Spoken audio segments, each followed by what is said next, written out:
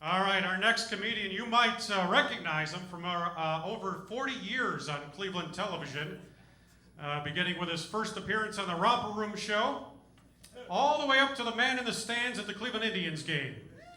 Ladies and gentlemen, give it up for R.J. Chavez!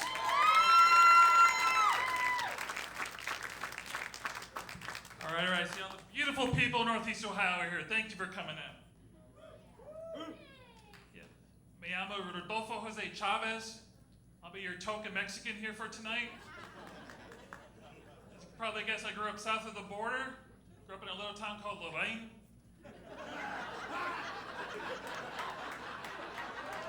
It's south of the U.S.-Canada border. That counts, right? I loved growing up in Lorraine. It's a very diverse area. We lived in the toughest part of Lorraine, South Lorraine. The drive-by shootings were done on unicycles. It's kind of hard to get that target that way. But right before third grade, we moved out of Lorraine to a place called North Olmsted. Anybody hear that? It was kind of a shock going from North Olmsted. I remember the first time we were driving there, like the houses were nice, the sidewalks were level. That was kind of a new thing for me. So as we're driving, we see all these older kids on bicycles. I'm telling my parents, lock the car doors, they're trying to jack our car. I don't want to give my new G.I. Joe with the Kung Fu grip. I was going to give that up. But I was a pretty good kid, so school wasn't much of a transition. Biggest transition for me was recess. Because in Lorraine, every day there was a fight at school, over little things like that. But in North Olmsted, if I was mad at a kid or something, go ahead, hit me, I'll see you. What I didn't realize at the playground, they actually had a mini courtroom. So one of the kid was a judge. So one of the first days there, I got a summons. I'd appear before the judge. It's like, Mr. Chavez, you're here on charges. You called the ball out while you were playing Foursquare. We have evidence and witnesses saying that the ball was on the line. Your penalty is going to be, you have to wear corduroy pants and a polyester shirt for an entire week. I was like, oh man. So again, being from Lorraine, I found out who snitched on me. And I gave him a little bit of Lorraine justice after school, beat the crap out of him. Didn't have any problems at recess after that. But like I said, I have to be a role model now. I have 2 children. My oldest one, daughter, she's a senior in high school. Any parents here had to get their kids to college and go through the college selection process? Now, neither of my parents graduated from college, but my dad, he tried to be helpful.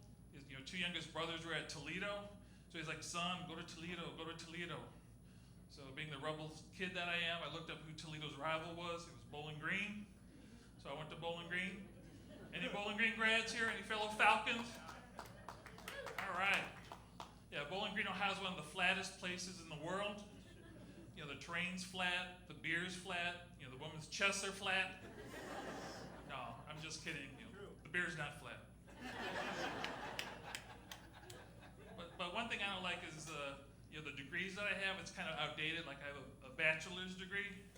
That seems kind of sexist. I mean, women, do you guys get bachelorette's degree? No. And like I said, if you're married, do you want to have a bachelor's degree? But there are women I know that went to college. They were looking for a bachelor. They were trying to earn their MRS degree. Trying to find a husband to support them. It's easy to find out who they are. Just go to sugardaddy.com. If you see them on there, you know that they're trying to get that MRS degree. Then the next one is a master's degree. Now, I would think like after the Civil War, they would have got rid of master's degree. So I feel like with that degree, I want to go move down south, buy a plantation, get a tobacco field. But again, I would hire white people to work for me. All you need to do is tell them, oh, this is for a reality show. Oh, yeah, I'll do it. Yeah, okay.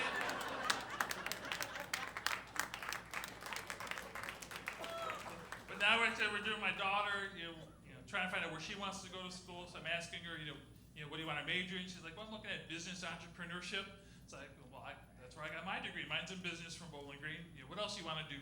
Well, I like to sing and do the choirs. I'm looking at places that have choirs. Like, I was in men's chorus at Bowling Green. They got a women's chorus. Wonderful school.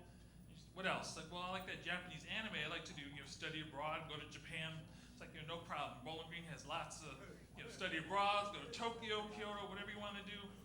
So So we set up the visit to go up there. I try and arrange it, wonderful stuff. So at the end of the time, it's like, well, you ready to apply?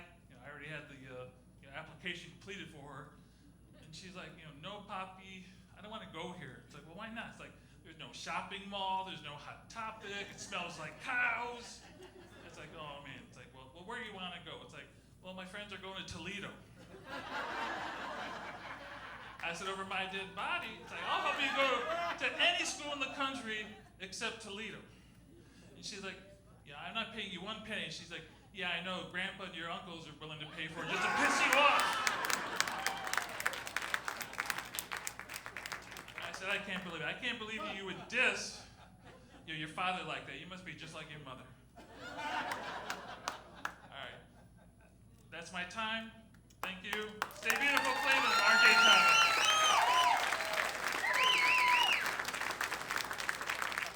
R.J. Chavez!